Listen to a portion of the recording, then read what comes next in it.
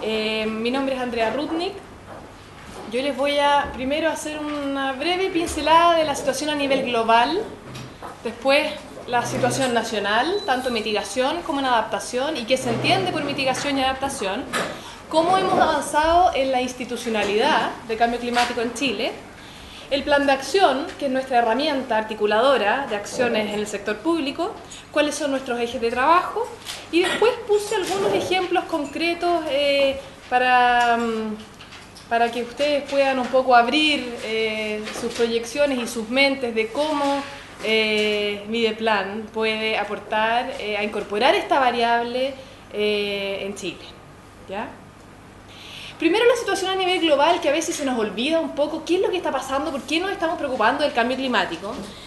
Y es que en el año 2007, el Panel Intergubernamental de Cambio Climático, que es el principal referente científico en esta materia a nivel mundial, que reúne más de 800 científicos en la materia y han estado estudiando esto desde el año 1988, desde que se creó este panel, ya empezado a tener análisis sobre las observaciones del clima en la Tierra durante los últimos 100 años, que son los datos que tenemos por medición con instrumentos.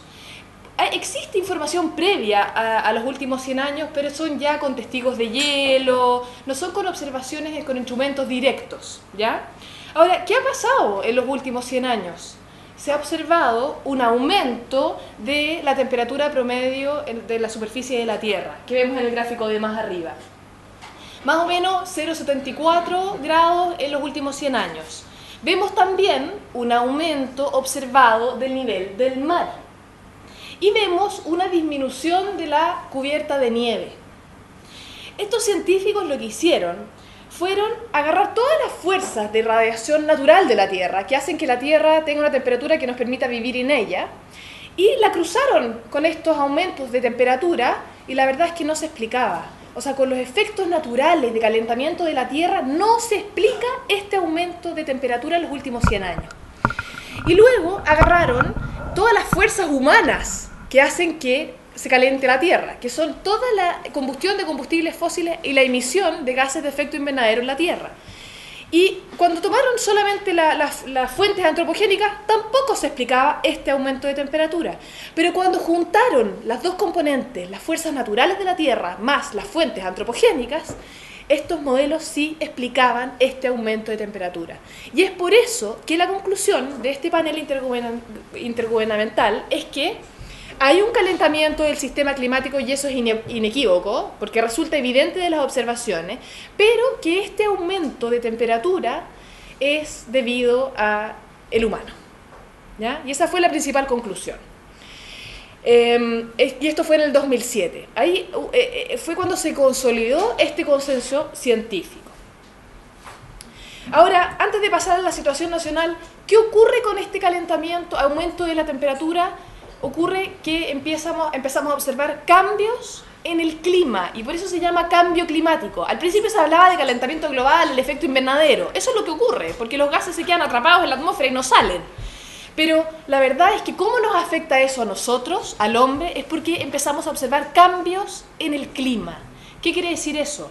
Cambios en la temperatura, cambios en los patrones de precipitaciones, cambios en los caudales de los ríos, cambios en la intensidad de los eventos climáticos, ¿ya? Hay una analogía que usa un científico chileno que encuentro que es muy buena y siempre la repito, que es que esto es como el dado, un dado en el casino, en la ruleta. No, en la ruleta no se usa dado, en cualquier otro juego, en el blackjack. Yo cuando tiro un dado, el dado es aleatorio, no sé qué número me va a salir, siempre es aleatorio. Pero cuando yo cargo un dado, me empieza a aparecer más un número, con más frecuencia. Lo mismo pasa con esto. Yo no puedo decir que, por ejemplo, la niña en Chile es producto del cambio climático. Falso. Eso no se puede decir.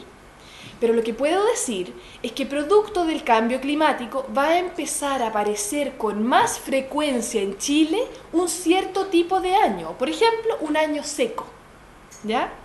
Entonces eso es muy importante, porque hoy día hemos visto en la prensa y a nivel mundial que la verdad es que todo es por el producto del cambio climático, y eso no es cierto. existe una variabilidad climática que es natural, ¿ya? Lo que pasa es que se empieza a cargar, empiezan a aparecer ciertas tendencias, ¿ya? Hay muy pocos eventos climáticos en el mundo que se pueden asociar al cambio climático. ¿Y por qué? Porque no tiene ningún otro parangón en la historia. Por ejemplo, la ola de calor que sufrió Europa en el 2003, donde hubieron cientos de muertes. No hay ningún evento climático como ese que tenga estadística en la historia. Y por eso se dice, este evento puede ser probable debido al cambio climático, ¿ya? Pero son eventos contados con las manos, ¿ya? Los dedos de las manos. Entonces, tenemos que reducir estas emisiones para evitar ya situaciones más peligrosas, ¿ya? Y este mismo panel dijo que debiéramos limitar el aumento de temperatura en no más de 2 grados Celsius. Evidente que eso se tiene que ir observando en el tiempo a medida que vamos teniendo más información científica, pero ya vamos en 0,74 los últimos 100 años, imagínense 2 grados, podemos aumentar solamente 1 grado más, porque si no ya los eventos van a ser aún más catastróficos, ¿ya? Entonces esa es como la meta a nivel mundial, aumento de no más de 2 grados Celsius. Ahora, ¿cuál es la situación nacional? Yo les quiero mostrar nuestro inventario nacional de gases de efecto invernadero. La curva naranja, que es la segunda curva, es el balance que constituye todas las emisiones de gases de efecto invernadero y todas las capturas, ¿ya? Porque hay capturas también en Chile. En las emisiones, y nuestro balance neto, vemos que tenemos una serie de tiempo muy larga, de 1984 a 2006, una de las series de tiempo más largas de los países de Latinoamérica, incluso del mundo, ¿ya? Así que estamos muy orgullosos de tener esta serie de tiempo.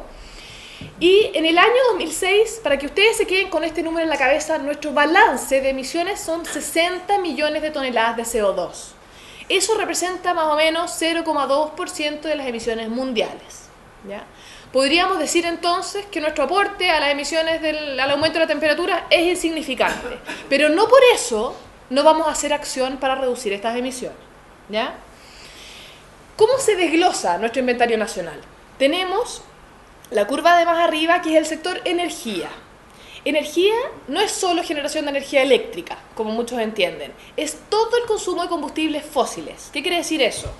Todo el consumo para transporte, caminero terrestre, ferroviario, marítimo, al interior del país, y aéreo. Tenemos todos los consumos también para generación de energía eléctrica, ¿ya? Toda la oferta de energía eléctrica está contenida aquí. Pero también toda la demanda de energía, los procesos industriales, las calderas, los generadores diésel, todo lo que consume carbón, etc., ¿ya? Y también está el sector residencial, comercial y público, nuestras casas, el consumo para calefacción, etc. Luego tenemos, y eso es ahí un constante aumento, y crece conforme crece la economía, ¿ya? Después tenemos el sector de agricultura, la curva verde, que se ha mantenido más o menos constante. ¿Y qué se incluye acá? Se incluye las emisiones producto del uso de fertilizantes, ¿ya? Óxido nitroso también es un gas de efecto invernadero, no solo el CO2.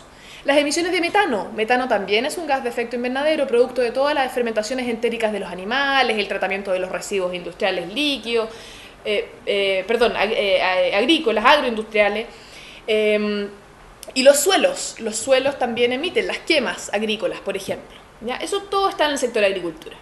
Después tenemos el sector procesos industriales, que también es más o menos constante, la curva Burdeo, y aquí se incluye toda la emisión que es producto de una transformación física o química. No es por la combustión de combustibles fósiles, sino que, por ejemplo, el único ejemplo, la verdad, es que yo me sé, en el sector del cemento, en el horno se produce una emisión de CO2 por una transformación física del material que está en el horno, ¿ya? Esas emisiones están incluidas acá. Y luego tenemos más abajo el sector residuos. Y aquí se incluye todo tipo de residuos, industriales, domiciliarios, hospitalarios, etc. Y por debajo de la curva tenemos un sector forestal, el que se llama LULUCF, porque es uso del suelo, cambio, uso del suelo y bosques, que captura CO2. Y esta es una particularidad con respecto al resto de los países de Latinoamérica, porque prácticamente todos los países de Latinoamérica no tienen captura por su sector forestal, al contrario, tienen emisión. ¿Qué quiere decir esto? Que ellos tienen deforestación. En Chile no hay deforestación, ¿ya? Y por eso tenemos captura.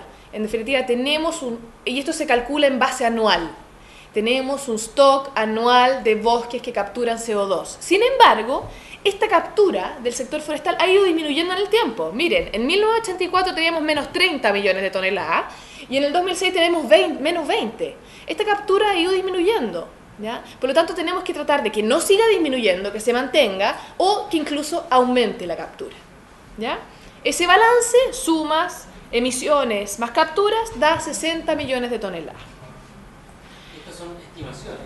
Estos son cálculos que se usan a través de unas guías que hizo el IPCC, el Panel Intergubernamental de Cambio Climático, y que son unas guías internacionales. Todos los países usan estas mismas guías para calcular sus inventarios, lo que hace que todos los inventarios de todos los países sean comparables entre sí y que podamos justamente decir por qué Chile representa solo un 0,2% de las emisiones.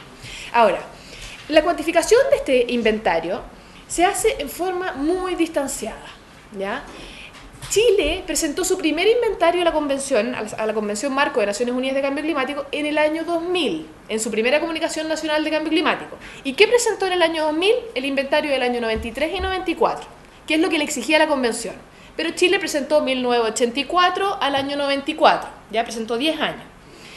Ahora estamos presentando la segunda Comunicación Nacional, en agosto, y lo que nos exige la Convención, imagínense el desfase de información, es presentar el inventario al año 2000, o sea, un desfase de 10 años de información, ¿ya? Chile fue un poco más allá y va a presentar el año 2006. La Convención, reconociendo que ese nivel de desfase de información no sirve para nada, porque vas 10 años tarde en lo que realmente están emitiendo los países, en la COP16 en Cancún, en diciembre del año pasado, acordó, y esto, perdón, es solamente para los países en desarrollo, porque los países desarrollados tienen que presentar sus inventarios todos los años, ¿ya? Pero los países en desarrollo, las economías emergentes, ya están sobrepasando las emisiones de los países desarrollados. China, India, México, Sudáfrica, Brasil. Entonces, reconociendo un poco ese desfase, en Cancún se acordó que los países en desarrollo, Chile, tienen que empezar a hacer inventarios en forma más permanente. Obviamente con cooperación internacional, porque no es fácil, y se estableció que los inventarios debieran realizarse cada 2 años. Entonces Chile está un poco en esa tarea y nuestra meta es que a diciembre del 2012 tengamos un inventario actualizado al año 2010, ¿ya? Con un desfase, porque hay un desfase, tú necesitas igual la información, pero más que nada trabajar un sistema permanente de elaboración de inventarios nacionales, ¿ya? Estamos trabajando en eso. Esto se ha hecho no con capacidades al interior del sector público, sino que mediante consultoría, ¿ya? Y principalmente con datos del Balance Nacional de Energía, del INE, ¿ya? Una duda que me surge al ver el sector energía, que prácticamente, no sé, del año 99 hasta el 2006, prácticamente es muy leve el crecimiento. Es muy leve el crecimiento, la incorporación del gas natural. Por el gas natural. Fíjense, muy buena observación, del año 2000 más o menos al 2004, que es cuando nos cortaron el gas. Ahí tuvimos una baja, porque justamente el gas natural es bajo, su emisión de CO2 a la atmósfera es mucho más bajo que el carbono, que el diésel. Pero en el 2004 ya empezó a subir nuevamente cuando nos cortaron el gas. Sí. ¿Cuáles son las unidades energéticas ordenadas? Son gigagramos de CO2. Gigagramos de CO2, pero... ¿Cómo? Equivalente. ¿Qué quiere decir eso? Tenemos alrededor de... Bueno, en la convención se manejan 6 gases de efecto invernadero. El CO2, el metano, el óxido nitroso, el hidrofluorocarbono, el perfluorocarbono y el hexafluoruro de azufre. Son 6 gases. Estos 6 gases tienen distinto poder de calentamiento global. Por lo tanto, con una equivalencia se lleva todos esos gases a una única unidad métrica, que es el CO2. Y por eso se usa CO2 equivalente. El metano es 21 veces, tiene un poder de calentamiento global 21 veces que el CO2. El óxido nitroso 310 veces. Y los HFC y PFC 13.000 veces, 21.000 veces. Ahora, como yo les decía, si bien representamos muy poco en términos mundiales, nuestro aporte es muy poco, nuestras emisiones han ido en sostenido aumento, ¿ya? Y las características de Chile en este concierto es que Chile es un país exportador, alejados geográficamente de sus destinos de exportación. Chile ya es un país OECD. Chile tiene toneladas de CO2 per cápita, incluso per PIB, mucho más alta que los países de la región, e incluso nos estamos comparando con Portugal. Por lo tanto, tenemos que hacernos cargo también de reducir nuestras emisiones y tratar de desacoplar nuestras emisiones del crecimiento económico, no solo por el hecho de contribuir, porque esto es tarea de todos, de contribuir al esfuerzo mundial de disminuir las emisiones, pero también porque si no nos va a afectar nuestra competitividad. Todas las economías, bueno, ya desarrolladas y las economías emergentes están en un camino transitando a economías bajas en carbono, lo que significa incorporación de mucha transferencia tecnológica para justamente tener procesos más bajos en carbono. Si nosotros no avanzamos en esa línea, vamos a perder competitividad. ¿Ya?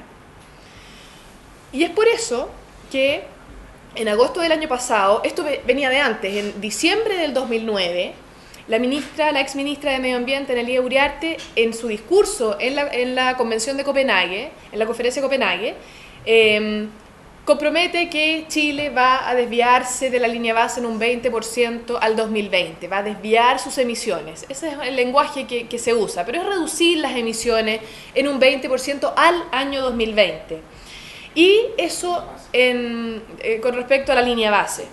Y el acuerdo de Copenhague, como se sabe, que fue un fracaso porque no se logró un acuerdo global vinculante. Sin embargo, en enero del 2010, Chile se asocia al acuerdo de Copenhague, lo que quiere decir que está de acuerdo en la mayoría de sus puntos, pero hay algunos puntos en los que se requiere avanzar más.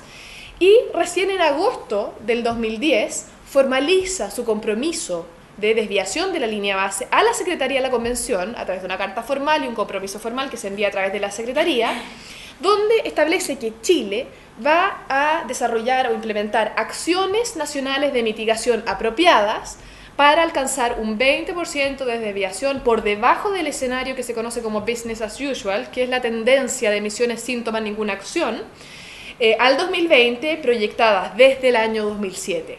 Y para cumplir con este objetivo, también declara que requiere cooperación internacional. ¿Ya? No es algo que podamos desarrollar solo, y aquí un poco se trata de hacer énfasis en que todavía hay una diferencia entre los países desarrollados y en desarrollo. ¿Ya? Si bien hay una responsabilidad histórica de los países desarrollados, ellos lograron el desarrollo un poco a costa de esas emisiones. Y si bien nosotros tenemos un objetivo de disminuir, también deben permitirnos desarrollarnos como país. ¿Ya? Y los principales ámbitos de acción en los que se hará esta reducción de emisiones será eficiencia energética, energías renovables y el sector forestal o uso del suelo. ¿Ya? Y lo veíamos en el gráfico previo, porque las principales emisiones están en el sector energía, así que ahí está el potencial de reducción. Pero también en el sector forestal, dado que probablemente ahí estén las acciones más costo efectivas. ¿Ya? Y aquí ha habido mucha discusión de qué significa el 20%, lo confunden con el 20% de las renovables, ha habido gran confusión. Pero, ¿qué es lo que uno hace? Lo que uno hace es proyectar las emisiones de Chile sin ninguna acción de mitigación de gases de efecto invernadero. ¿Por qué se tomó el año 2007? Porque en el año 2007 se publica la Ley de Fomento de Energías Renovables, ¿ya? La del 10%, y es cuando ya empieza con mucho más fuerza y se hace un presupuesto y una apuesta al Programa País de Eficiencia Energética. Y nosotros queremos que esas acciones se reconozcan como acciones tempranas para justamente cumplir este 20%. ¿Ya? Entonces uno se para en el 2007 y uno proyecta las emisiones de todos los sectores que vimos antes, de cómo serían sin acciones, ¿ya? Y en el año 2020, si yo me paro en el 2020, es un 20% de las emisiones totales previstas en ese año, ¿ya? Ahora, todo el tema del cambio climático se ha conversado muchísimo sobre mitigación, el principal financiamiento ha ido sobre el tema mitigación, pero también hay otra arista que es tremendamente relevante, que es la adaptación. ¿Ya? Y la tendencia internacional ha sido empezar a darle más peso y equiparar un poco el financiamiento entre mitigación y adaptación. ¿Y por qué? Porque como vemos que la temperatura ha ido aumentando y el clima ya se observa que ha ido cambiando, tenemos que adaptarnos a estas nuevas condiciones de clima. ¿Ya? ¿Y cómo esperamos que sea el clima en el futuro en Chile? Aquí hay una muy buena infografía que hizo el Estudio Regional de la Economía de Cambio Climático, coordinado por CEPAL, desarrollado por la Pontificia Universidad Católica de Chile en el año 2009, que son las modelaciones más recientes del clima en 3 series de tiempo, al 2040, al 2070 y al 2100. Y aquí tenemos Chile dividido por las macrozonas, y vemos que la temperatura, que está graficada con los soles, que el sol más chiquitito es un aumento de medio a 1,5 grados, vemos que va a aumentar a lo largo de todo el país, ¿ya? La temperatura aumenta y aumenta más progresivamente a medida que nos acercamos a fines de siglo y también a medida que nos alejamos del mar, ¿ya?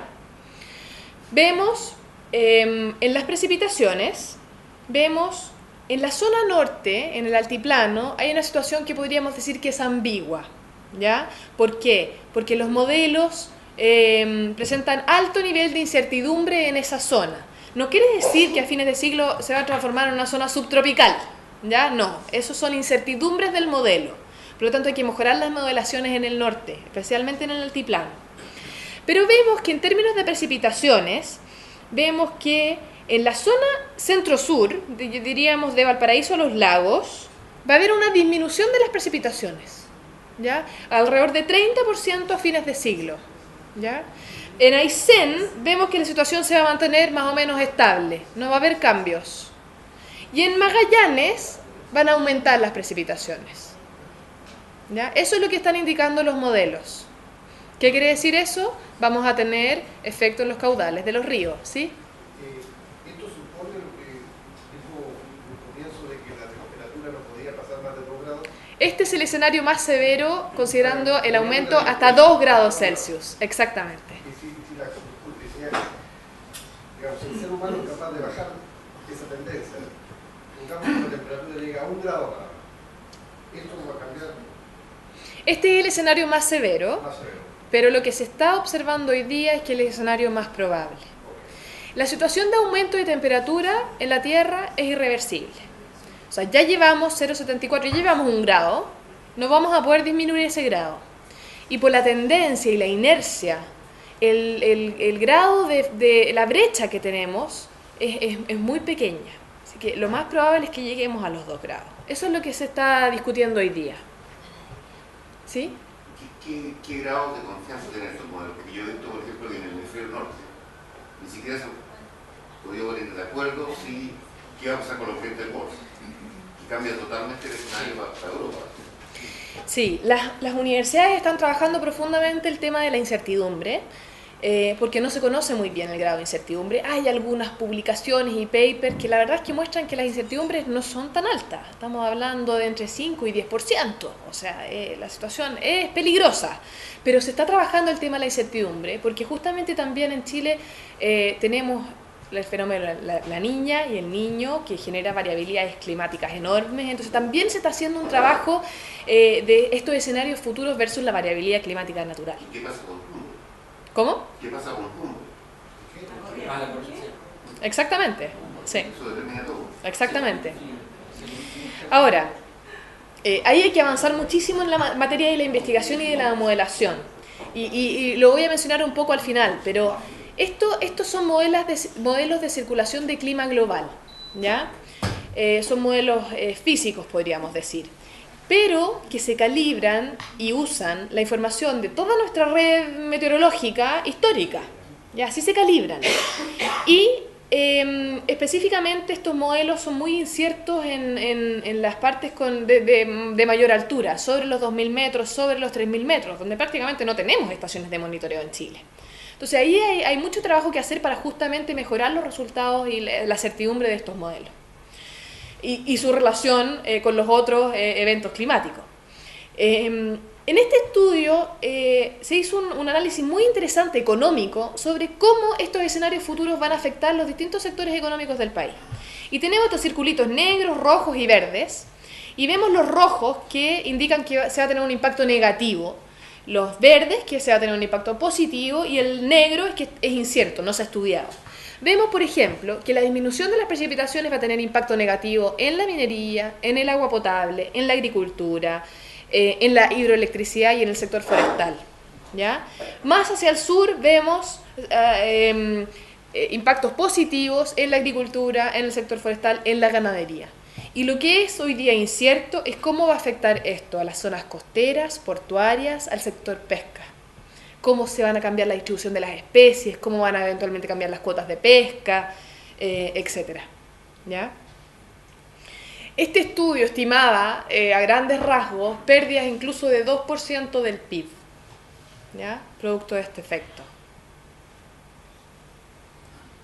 Ahora, contarles un poco cómo hemos ido avanzando, cómo Chile ha ido avanzando en esta temática y en el tema de la institucionalidad. En el año 96 se crea un comité asesor al Ministerio de Relaciones Exteriores sobre cambio global, un poco en miras a Kioto. Recordemos que Kioto es en el año 97, así que preparándonos un poco al protocolo de Kioto se crea este comité, presidido por el director ejecutivo Konama entonces. Luego en el año 2003 se crea la Autoridad Nacional Designada, que es para los conocidos bonos de carbono, los proyectos del Mecanismo de Desarrollo Limpio, ¿ya? Que requerían para su postulación a Naciones Unidas autorización del país de que estaban cumpliendo con los criterios de sustentabilidad ambiental de cada país. Y recordemos que este protocolo de Kioto, con sus mecanismos flexibles, como el Mecanismo de Desarrollo Limpio, entra en vigor en el año 2005, así que también en miras a preparación a estas instancias internacionales. En el año 2006 se crea la Estrategia Nacional de Cambio Climático, donde se establecen y se aprueban 3 grandes lineamientos: la adaptación, la mitigación y la creación y fomento de capacidades, que fueron aprobados por el Consejo Directivo de Konama. Y en el 2008 se elabora un plan de acción, que es una herramienta que que les voy a contar después, un periodo del 2008 al 2012, que plantea acciones concretas a realizar por las distintas instituciones del sector público, pero también ha que servir como guía para las universidades y para el sector privado. Y en el año 2010 se crea el Ministerio de Medio Ambiente. Somos un ministerio muy nuevo desde el 1 de octubre del 2010, que en su nueva Ley de Bases del Medio Ambiente, la Ley 20.417, en su artículo 70H, establece por primera vez como responsabilidad de un ministerio que le corresponde especialmente al Ministerio del Medio Ambiente proponer políticas, formular planes, programas, planes de acción en materia de cambio climático. Y en ejercicio de esta competencia deberá colaborar con los diferentes órganos de la Administración del Estado a nivel nacional, regional y local, ¿ya? Y nos hacemos cargo de esta responsabilidad, y la unidad de cambio climático, que era una unidad muy pequeñita al interior de un departamento de estudio, estaba por acá abajo, se releva institucionalmente y se crea una oficina de cambio climático. ¿Y qué significa esto? El sector privado me dicen oficina, ¿qué quiere decir oficina? Una oficina que depende directamente del subsecretario y donde los temas de cambio climático los ve la ministra, así que se releva el tema al interior del ministerio y también para con los otros ministerios y también a nivel internacional. Y ya somos un equipo más robusto, con un presupuesto un poco más grande, así que ya podemos hacer más cosas. Y el plan de acción. Este plan de acción, el objetivo central es minimizar los impactos adversos al cambio climático a través de acciones integradas que permitan determinar la vulnerabilidad del país, las medidas de adaptación, pero también la mitigación de gases de efecto invernadero. Tiene plazos definidos y tiene acciones concretas, ¿ya? Y de las cuales las instituciones responsables, ellos se comprometieron vía oficio, ¿ya? Los ministros de entonces se comprometieron a realizar esas acciones concretas. Y se focalizan en los sectores y ámbitos con mayor vulnerabilidad para la adaptación y en los sectores más emisores para la mitigación. Y como ven, son múltiples instituciones ejecutoras. En el tema de adaptación se plantea que tenemos que analizar los escenarios climáticos a nivel local, ¿ya? Determinar los impactos y medidas de adaptación sobre recursos hídricos, biodiversidad y el sector silvoagropecuario, que es uno de los más afectados. Determinar la vulnerabilidad de la generación hidroeléctrica. Determinar los impactos en la infraestructura, en zonas urbanas y costeras, e incorporar instrumentos de planificación. Ahí es donde pueden entrar ustedes. Estimar la vulnerabilidad de recursos pesqueros. Fortalecer los sistemas de salud, ¿ya? ¿Qué pasa con más temperatura y menos agua? ¿Vamos a tener dengue? Ya hay dengue en Argentina. No sabemos qué plagas vamos a tener acá. ¿Qué va a pasar con el anta? ¿Ya? Tenemos que estudiarlo y tenemos que prepararnos. Y formular planes sectoriales. Y ahí participa la Dirección Meteorológica de Chile, la Dirección General de Aguas, la Armada, el Instituto Geográfico Militar, el INIA, la Comisión Nacional de Riego, bueno, múltiples, el Ministerio de Economía, el Ministerio de Salud, el MIMBU. En mitigación, la responsabilidad es actualizar los inventarios, ¿ya? Y evaluar el potencial de reducción de emisiones y sus costos y sus impactos macroeconómicos. Si nosotros reducimos ese 20%, ¿cómo afecta el empleo? ¿Cómo afecta el PIB? ¿Cómo afecta nuestras exportaciones? ¿Cómo afecta la distribución de ingresos? Temas que le interesan a Hacienda, ¿ya? Tenemos que generar indicadores de impacto, ir midiendo cómo vamos cumpliendo el 20%. Estamos un poco tarde en esa tarea. Tenemos que generar escenarios de mitigación, ¿ya? Y también formular planes sectoriales. Y ahí principalmente participan energía, minería y transporte, ¿ya? Y agricultura, perdón.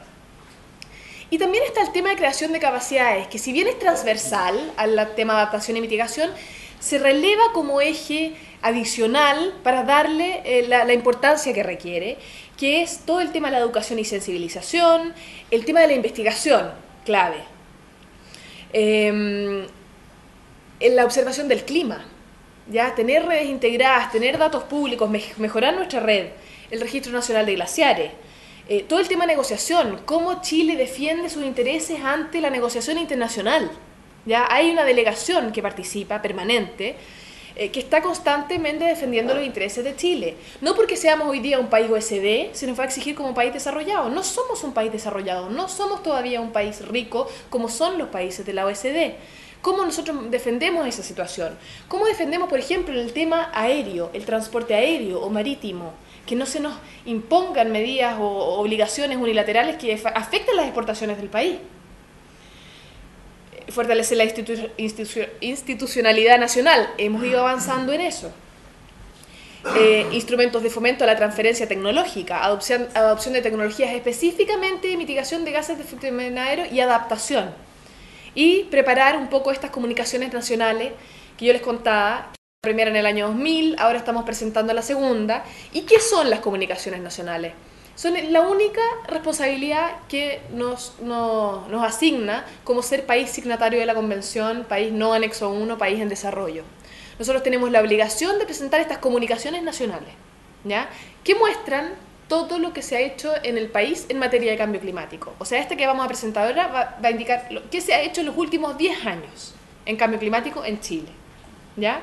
Entonces, ya les he contado un poco de todos los ejes de trabajo, pero nosotros estamos a cargo de elaborar el inventario y de crear este sistema permanente.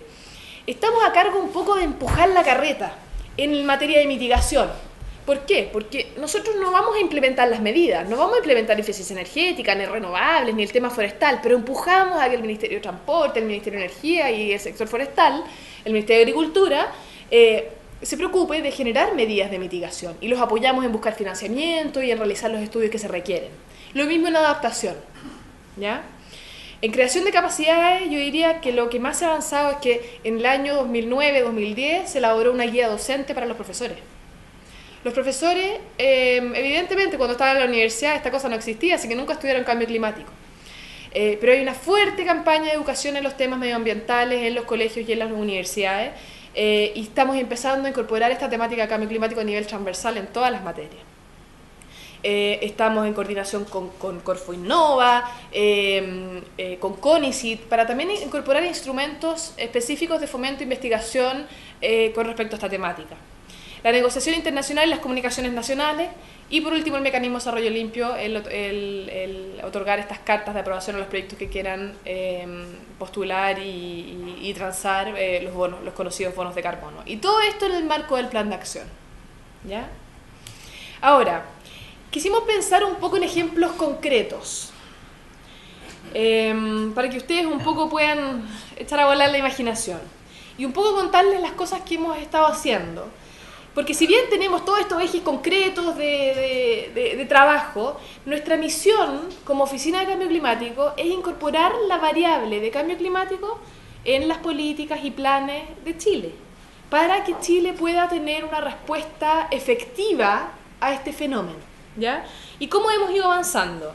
Por ejemplo, aquí hay algunos ejemplos de políticas o regulaciones que han empezado a considerar la temática de cambio climático. Algunos ya concretos, por ejemplo, la etiqueta obligatoria para vehículos nuevos que ingresan al país, obligatoria a partir de septiembre de este año. Y miren la etiqueta. Vamos a tener la marca del vehículo, el modelo, el combustible, la norma de emisión y las emisiones de CO2. ¿Ya? sensibilización. La información también es un instrumento económico, ¿ya? Vamos a tener rendimiento de combustible, y se menciona aquí en la etiqueta, abajo, en la última línea, el CO2 es el principal gas de efecto invernadero responsable del cambio climático. ¿Ya? Respecto a eso, en Europa están aplicando políticas, digamos, de castigar con impuestos adicionales los autos más contaminantes, ¿no? En el momento de la venta del auto. ¿Eso no está todavía en...? Lo que pasa es que, claro, en Europa los países desarrollados tienen obligación de reducción. Sí. En el protocolo de Kioto ellos acordaron reducir un 5,2% por debajo de los niveles del año 90. Por lo tanto, y porque si no además hay multas, ¿ya? Así que efectivamente era avanzado en impuestos, en asignación directa de compromisos de reducción a las empresas, ¿ya? Y que ellos han reducido tanto en forma doméstica como en países en desarrollo. Esto tenemos que empezar a ver cómo lo hacemos en Chile, porque el compromiso del 20% de Chile es un compromiso voluntario, ¿ya? A nosotros no se nos va a multar porque no cumplamos ese compromiso, y también tenemos que tratar de ser muy creativos en cómo implementarlo, ¿ya? Porque, y hay que ver también, y se está empezando a estudiar, los impactos de poner un impuesto, ¿ya? ¿Cómo afecta el impuesto? ¿Ya? También es delicado el tema de los impuestos, quizás hacer un sistema de emisiones transables, ahí se están analizando varias alternativas. Pero vamos a tener que ser muy innovadores para hacerlo de forma voluntaria.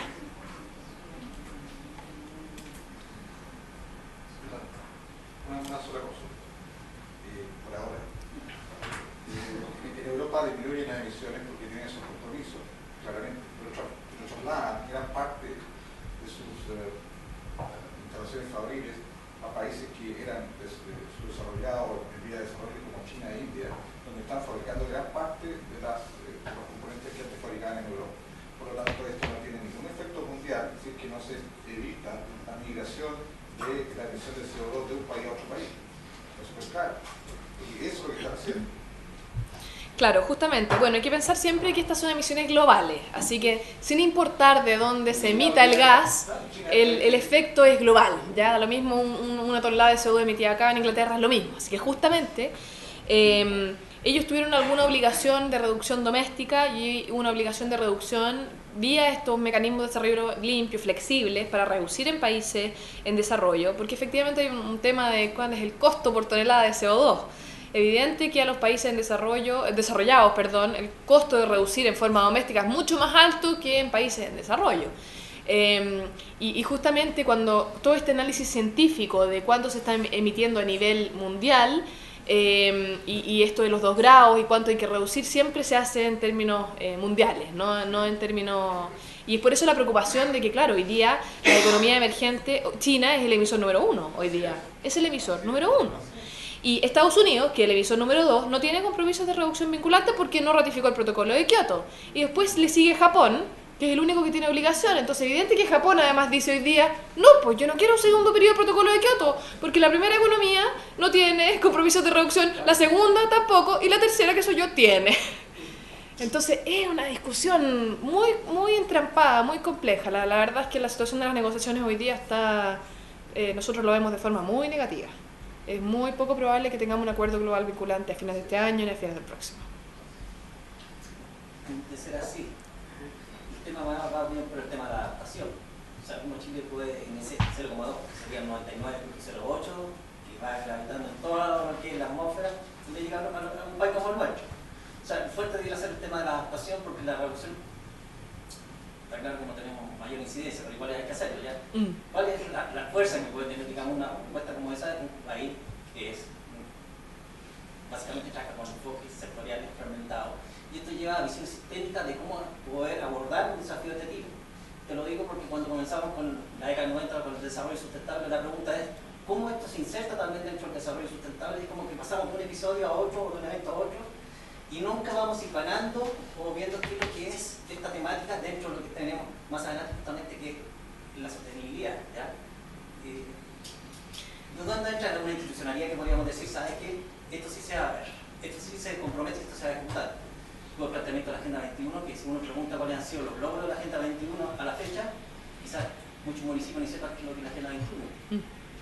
Vamos a los servicios, la Sí, comparto plenamente lo que tú dices, porque justamente la comunidad internacional ha dicho, sí, tenemos que preocuparnos de la adaptación mucho más que la mitigación, y tenemos que apoyar a los países más vulnerables, porque los países más vulnerables además son los más pobres, ¿ya? Entonces tenemos que apoyarlos con financiamiento.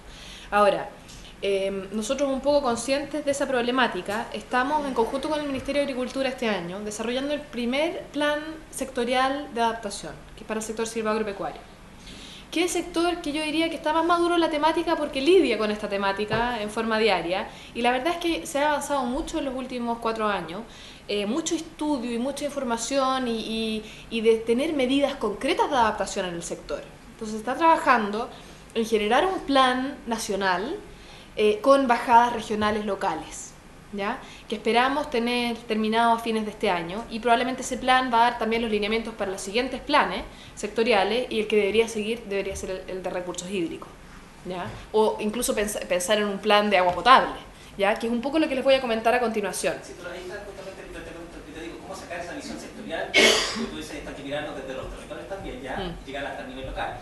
¿Dónde está esa mirada, o quién es la institucionalidad que tiene, digamos, la fuerza para proyectar eso con una visión más global, y no quedarlo bajo el sector nada más? Nosotros estamos claros de esa problemática y tenemos algunas ideas que estamos trabajando, que no puedo adelantar todavía, pero nosotros queremos darle una prioridad a esto a nivel presidencial, en el sentido de que no es solo un tema económico para Chile, es un tema de seguridad, nacional. Y nosotros ahí estamos trabajando para justamente relevar la temática y que no tengamos una mirada solamente sectorial, porque obviamente vamos a perder esfuerzo. Pero cuando tengamos el mono armado se los puedo contar. Bueno, también tenemos, por ejemplo, la norma de emisión de termoeléctricas, que si bien no establece reducción concreta, establece monitoreo, ¿ya? Tenemos acá que dice, en el caso de las emisiones de dióxido de carbono, la aplicación de esta norma exige el reporte, de las emisiones en función de la energía útil. ¿Ya? Nosotros, si queremos justamente normar, si queremos pasar a un sistema de emisiones transable o a un impuesto, si bien el cálculo del CO2 es directo a partir del consumo de combustible, tú cuando haces que la industria empiece a medir, tú generas una sensibilización que puede venir algo, puede venir en definitiva una regulación para reducir las emisiones, ¿ya? Y otros ejemplos que estamos empezando a trabajar, que no están finalizados todavía, pero por ejemplo, incorporar la variable de cambio climático en el reglamento de la evaluación ambiental estratégica, en la evaluación ambiental de proyectos, en el sistema de evaluación ambiental, en la ley general de residuos, en la política hídrica, ¿ya? Ahora, justamente ejemplos en los que nosotros creemos que se puede avanzar en materia de adaptación, ¿ya? Primero, en el tema de la infraestructura pública. Diseño de puentes, embalses, la zona costera. ¿Por qué? Porque, por ejemplo, con el tema de los puentes, sabemos que producto de que la isoterma cero se va a mover, vamos a tener crecidas probablemente mucho mayores que las que hemos tenido históricamente. ¿Cómo incorporamos o cómo mejoramos esas modelaciones de cuáles van a ser los caudales de crecida para justamente incorporar esa variable en el diseño de los puentes? ¿Ya? No solo considerando la información histórica, sino que también la potencial información futura, ¿ya? El diseño de los embalses, lo mismo, ¿ya? La zona costera, lo mismo, va a aumentar el nivel del mar. ¿Cómo nos enfrentamos a esa situación? ¿Cómo mejoramos las estimaciones del aumento del nivel del mar para incorporarlo como variable en el diseño de la infraestructura de la zona costera? ¿Ya? En materia de mitigación, para incorporar conceptos de eficiencia o ahorro energético en la vivienda social, en los edificios públicos y otros, el tema de los rellenos sanitarios, ¿ya? Cómo incrementar la captura de metano, ¿ya? Y en materia de creación y fomento de capacidades, el tema de las variables climáticas, ya los he mencionado en varias oportunidades, tenemos que mejorar la red de monitoreo de Chile, y no solo eso. Tenemos que hacer que esta información sea pública, porque hoy día no es pública. Si es pública, hacemos que las universidades investiguen, que usen esa información, y es un círculo virtuoso. Pero también la red climática hoy día está muy disgregada. Tenemos que tratar de armar una red integrada de observación del clima. ¿Ya? El tema de los glaciares. Hay algunos científicos que dicen, bueno, toda la población se va a desplazar a campos de hielo a fines de siglo. La única gran fuente de agua que vamos a tener. Imagínense lo que significa eso. Algunos están comprando terrenos en el sur. Bueno.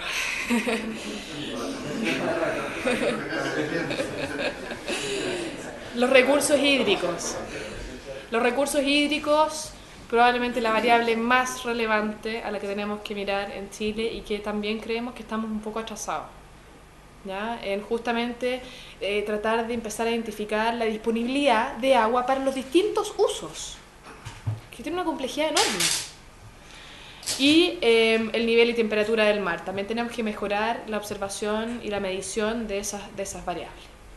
¿Ya? Y por último... Eso ya está bastante agradecido como pasadas, sí. Que están trabajando en el tema, sí. Y que están señalando de que el aumento de temperatura global es una cosa que desde Perú nos afecta mucho más a las regiones polares, porque es una proporción más alta del cambio. Sí, la temperatura media en términos de proporción es lo que importa, entonces la proporción es más alta y los cambios en los glaciares son muy violentos. Entonces, ya se están dando cambios enormes, a pesar de que la cantidad de lluvias en Aysén va a ser más o menos la misma de acuerdo a todos los modelos, la cantidad de hielo es mucho menor y la frecuencia de nieve es mucho menor todavía. Justamente.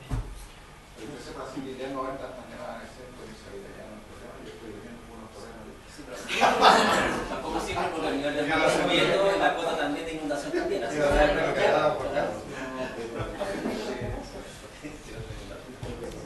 eso, y solo para terminar, y un poco me tomé la libertad de tomar un poco la misión del sistema de inversiones públicas, que está en la página web. Nosotros consideramos que es necesario avanzar en la incorporación de esta variable en los procesos de inversión pública en Chile. ¿Ya? Avanzar en las metodologías de incorporación de esta variable y en la evaluación de estudios básicos. Incorporar finalmente esta variable para responder a las políticas de crecimiento y desarrollo económico-social de Chile. Y eso es un poco lo que les quería contar. Hay una consulta también con respecto al tema de la evaluación de impacto ambiental. Siempre se mide también lo que son los efectos de forma directa en un rango muy pequeño. ¿Ya? Toca el tema de los embalses y el tema de la costa. Un ejercicio que nos enseñaban a nosotros en la carrera con el represamiento, todo el tema de sedimento queda arriba, ¿ya? Nos llega a la costa y es trasladado por la deriva litoral. Va girando las playas y mantiene, por decirlo así, el equilibrio de la cota. Si uno tuviera una política de embalse para energía eléctrica, la pregunta es cómo estaríamos afectando, más allá del radio directo que uno hace de evaluación de impacto ambiental, zonas que habitualmente quedan fuera de nuestra visión, de nuestro esquema, y que realmente también estamos generando externalidades que no estamos mirando y que en un plazo de 100 años puede significar justamente costos altísimos. ¿Eso también va a ir variando, va a ir cambiando ese enfoque? Bueno, la verdad es que eso es una temática que debería empezar a abordarse a través de la evaluación ambiental estratégica. Pero la verdad es que yo no soy experta en evaluación ambiental de proyectos concretos, pero podría un poco averiguar en qué línea va eso. Una consulta, estaba haciendo una analogía con los estudios de impacto ambiental, generalmente cuando se habla de mitigación, compensación, recaudación, es un lenguaje asociado al estudio de impacto ambiental. Ahora acá el cambio climático, usted ha dicho de adaptación y mitigación.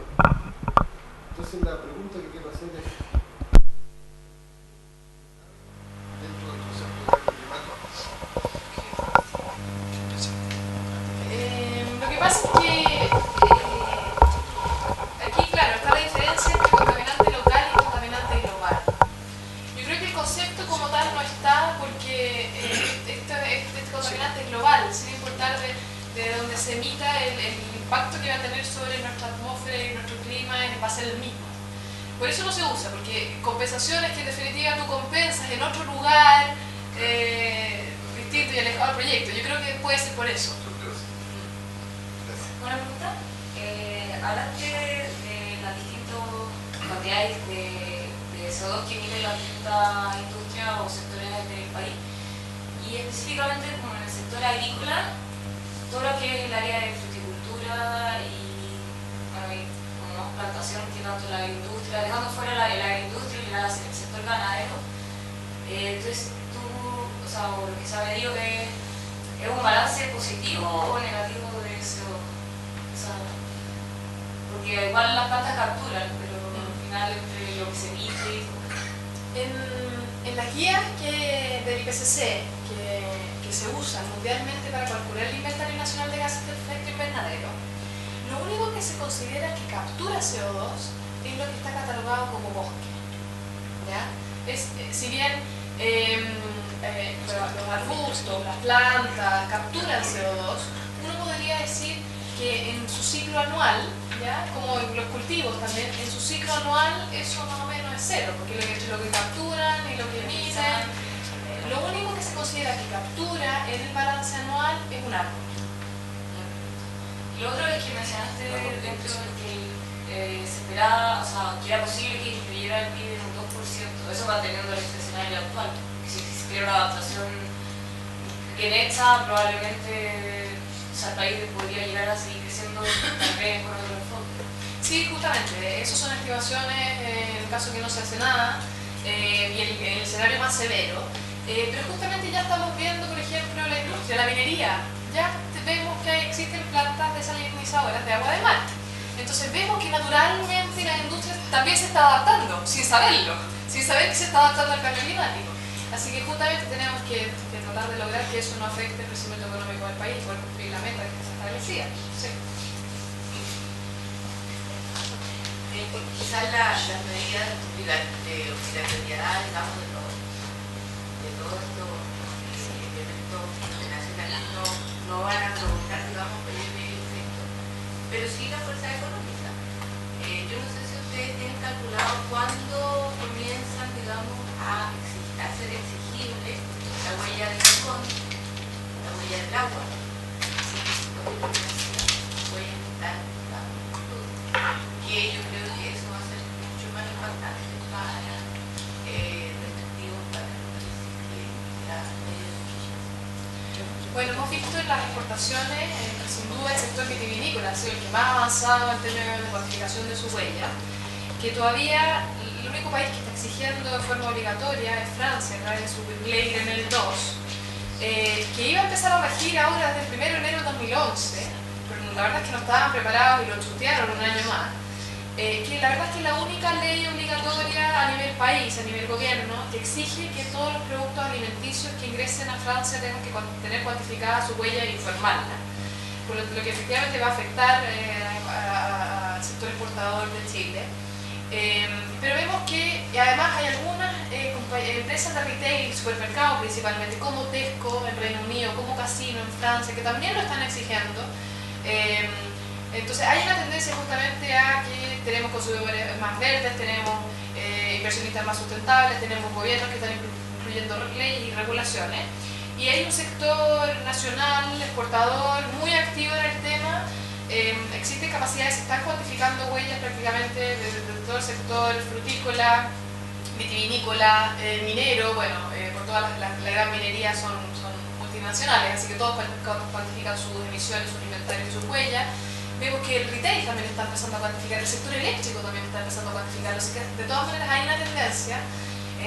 Yo creo que vamos avanzando, estamos preparados, si bien hay muchos estándares y hay que avanzar en el tema factores de emisión, y nosotros también hemos tomado eso como responsabilidad nuestra, que nosotros también tenemos que mejorar el nivel de información y apoyar más en ayudar a los distintos sectores en cuantificar su huella. Sí. Así que como un lugar donde estén recopilando la información actualmente y donde vayan mostrando como los logros que ustedes van teniendo o lo que más proyectan. Sí, la verdad es que yo creo que esa es una debilidad. En general se publica, se difunde muy poco lo que se hace y los estudios que se hacen. Nosotros estamos intentando avanzar en esa materia y estamos publicando prácticamente todos los estudios que hemos hecho en nuestra página web. Ustedes ingresan al sitio web del Ministerio, mma.gov.cl, cambio climático, hay varios estudios que están ya colgados en la página web. Lo mismo queremos hacer con el tema huella, lo mismo queremos hacer con el tema de negociaciones internacionales. Hay que avanzar en mejorar la difusión. Con respecto al compromiso, por ejemplo, del 20%, no hay ningún sistema de registro y trazado de proyectos que pueda ir conocimiento, la verdad es que eso no existe. Y yo creo que estamos un poco tarde en esa materia. Sí, no, mira, estamos interesados en poder tener algún indicador para incorporar en las metodologías de parques urbanos. Creo que te lo habían preguntado, ya no sé, cuánto es el nivel, cuánto es la captura, cómo se puede medir la captura de los bosques por especie o por zona del país. ¿Dónde podemos encontrar eso? Sí, yo me puse en contacto con el director del sistema de evaluación departamental, porque ellos han trabajado mucho en esa materia, porque la verdad es que las estimaciones de captura son muy disímiles. Pero sí, ya los puse en contacto. Sí.